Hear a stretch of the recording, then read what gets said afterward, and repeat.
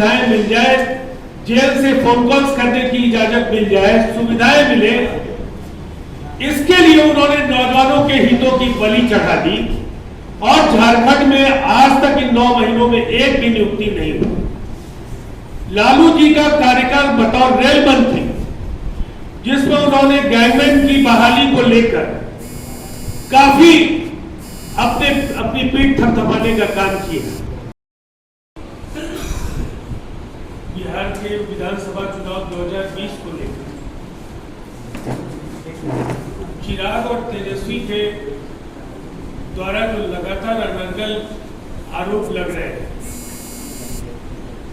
उन आरोपों का जवाब भी हम देंगे और साथ ही साथ 15 वर्षों का जो ये बिहार है, आजादी के 73 वर्षों में ये 15 वर्ष एक स्वर्णिम कालखंड है।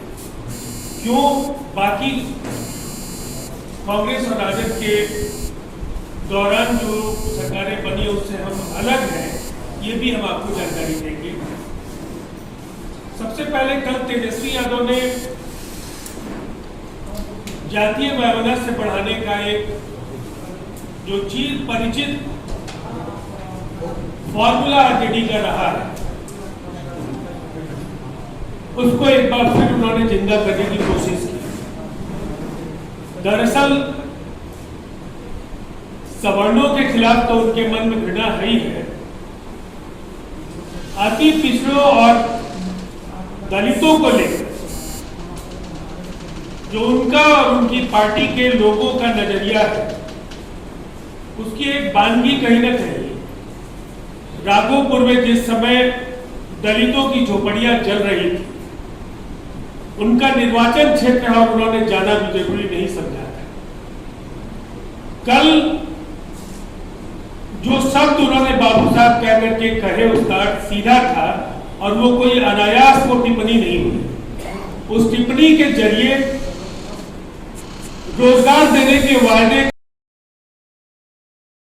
के लिए नीतीश कुमार जी की प्रशंसा करती हैं और एक बड़े वोट बैंक के तौर पर बिहार में वो उभर करके आई और उन्होंने नीतीश कुमार जी के नेतृत्व में अपना भरोसा जाहिर किया, अपना आशीर्वाद उन्होंने दिया।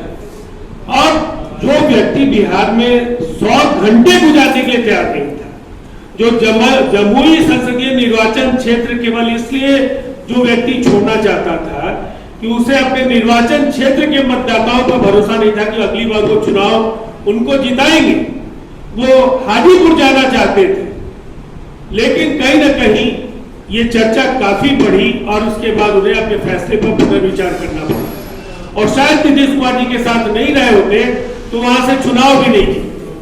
और आज वो बिहार बदलने की बात कर रहे हैं, सिवाय रामविलास पासवान जी के सुपुत्र होने के, उनके पास बिहार को जानने का क्या पैमाना है, क्या मिट्टी के से जुड़े सवालों पर उनका अनुभव है। इसीलिए ऐसे लोग बिहार की राजनीति में अगर कोई हलचल पैदा करना चाहते हैं तो केवल सुर्खियों में जगह पाएंगे, बिहार की जनता के दिलों में जगह पाना आसान नहीं होगा। और एक बहुत ही महत्वपूर्ण बात है, चिराग आखिर है किसके? वो दावा करते हैं जो भारतीय जनता पार्टी के, दरअसल वो राजद की बी टीम है। जो व्यक्ति तेजस्वी यादव की जीत सुनिश्चित करने के लिए भाजपा के खिलाफ लोजपा का उम्मीदवार राघोपुर में दे, वो भाजपा का समर्थक कैसे हो सकता है? जो सबसे बड़े एनडीए के खिलाफ जिस व्यक्ति को लेकर के आज जनता की नाराजगी है, उस व्यक्ति की मदद के लिए उस व्यक्ति ने, चिराग पासवान जी ने अपने उम्मीदवार को खड़ा किया है। इसीलिए वो पूरी तरह से राजद की बी टीम है और भारतीय जनता पार्टी के तमाम नेताओं ने उनके मंसूबों को पढ़ लिया। ये अलग बात है कि इस बी टीम को बिहार की जनता ने मन बना लिया है, कहीं कोई उम्मीदवार उनके जीतते नहीं दिख रहे हैं। और भारतीय जनता पार्टी के साथ वो पिछला चुनाव लड़े, 2 सीटों पर उनकी जीत हुई। शायद ये 2 सीटें भी दोहरा पाना इस बार के चुनाव में आसान नहीं होगा।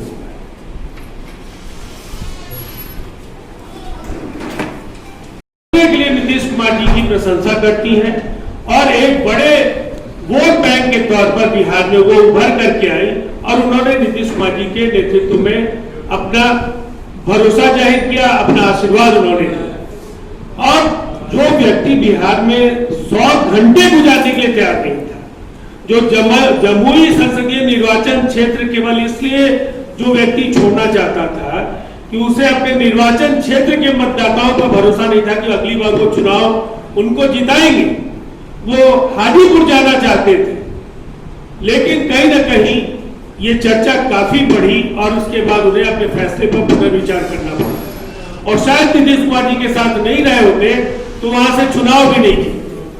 और आज वो बिहार बदलने की बात कह रहे हैं, सिवाय रामविलास पासवान जी के सुपुत्र होने के, उनके पास बिहार को जानने का क्या पैमाना है, क्या मिट्टी के से जुड़े सवालों पर उनका अनुभव है। इसीलिए ऐसे लोग बिहार की राजनीति में अगर कोई हलचल पैदा करना चाहते हैं तो केवल सुर्खियों में जगह पाएंगे, बिहार की जनता के दिलों में जगह पाना आसान नहीं होगा। और एक बहुत ही महत्वपूर्ण बात है, चिराग आखिर है किसके? वो दावा करते हैं कि वो भारतीय जनता पार्टी के, दरअसल वो राजद की बी टीम है। जो व्यक्ति तेजस्वी यादव की जीत सुनिश्चित करने के लिए भाजपा के खिलाफ लोजपा का उम्मीदवार राघोपुर में दे, वो भाजपा का समर्थक कैसे हो सकता है? जो सबसे बड़े एनडीए के खिलाफ जिस व्यक्ति को लेकर के आज जनता की नाराजगी है, उस व्यक्ति की मदद के लिए उस व्यक्ति ने, चिराग पासवान जी ने अपने उम्मीदवार को खड़ा किया है। इसीलिए वो पूरी तरह से राजद की बी टीम है और भारतीय जनता पार्टी के तमाम नेताओं ने उनके मंसूबों को पढ़ लिया। ये अलग बात है कि इस बी टीम को बिहार की जनता ने मन बना लिया है, कहीं कोई उम्मीदवार उनके जीतते नहीं दिख रहे हैं। और भारतीय जनता पार्टी के साथ वो पिछला चुनाव लड़े, 2 सीटों पर उनकी जीत हुई। शायद ये 2 सीटें भी दोहरा पाना इस बार के चुनाव में आसान नहीं होगा।